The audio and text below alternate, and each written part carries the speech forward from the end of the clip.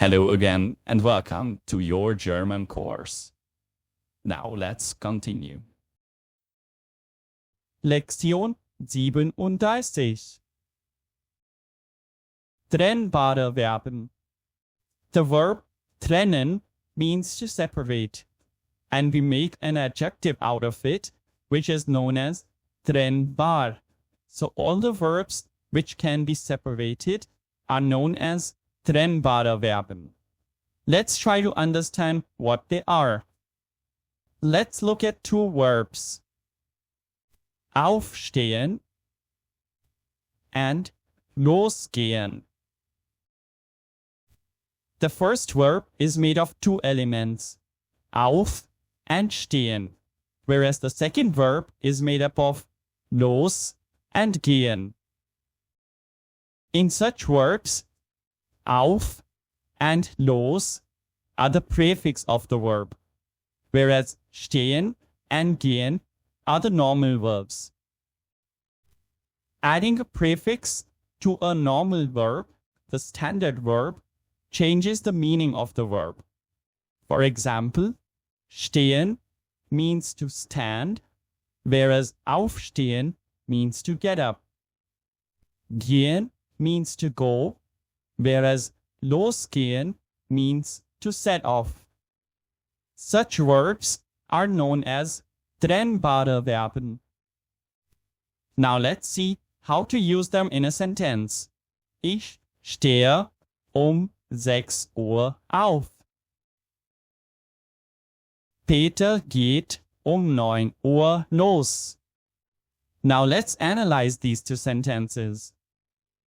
The verbs stehen and gehen are conjugated and are placed at the second position.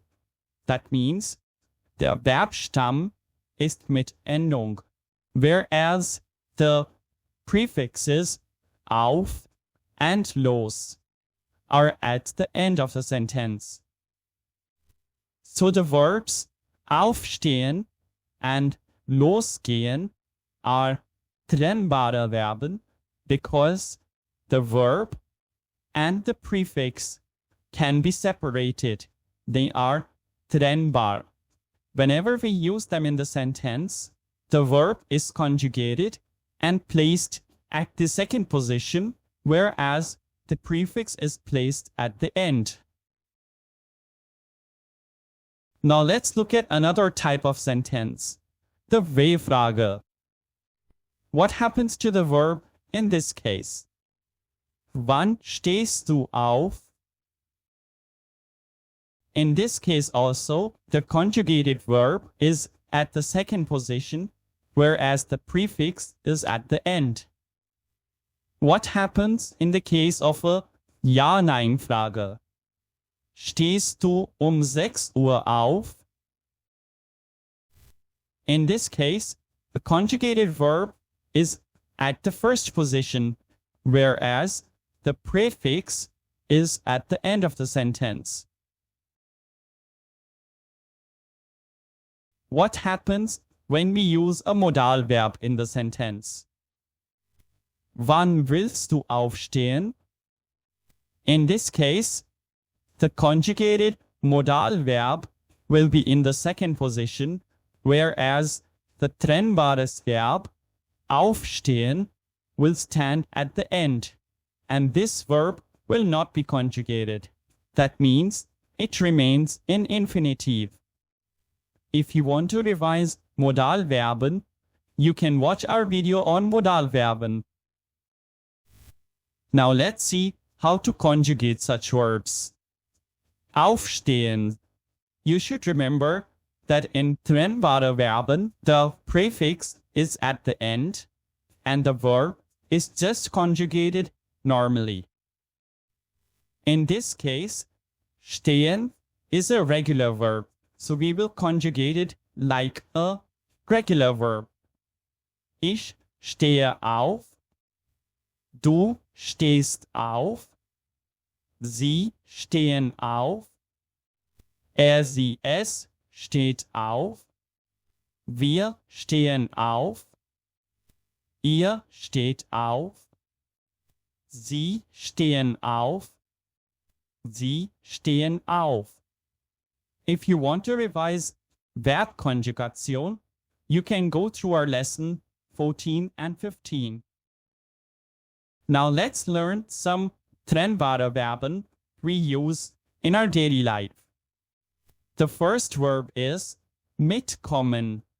In this case, the prefix is mit. Let's see how to use it. Wir gehen zur Schule. Kommst du mit? The next verb is abholen, where the prefix is ab. Kannst du mich 18 Uhr abholen? If you notice, since we are using a modal verb here, the trennbares verb comes in infinitive at the end. The next verb is abfahren, and the prefix here is ab. Der Zug fährt 7 Uhr ab. Moving on to the next verb, ankommen. Here, the prefix is an. Der Bus kommt 7 Uhr an. The next verb is anfangen. Here also, the prefix is an. Der Unterricht fängt 13 Uhr an. In this case, the verb fangen is an irregular verb. The next verb is einkaufen. Here, the prefix is ein. Am Wochenende kaufen wir in der Stadt ein. Do remember that the verb has to be conjugated according to the subject in the sentence. In this case, wir. The next verb is fernsehen.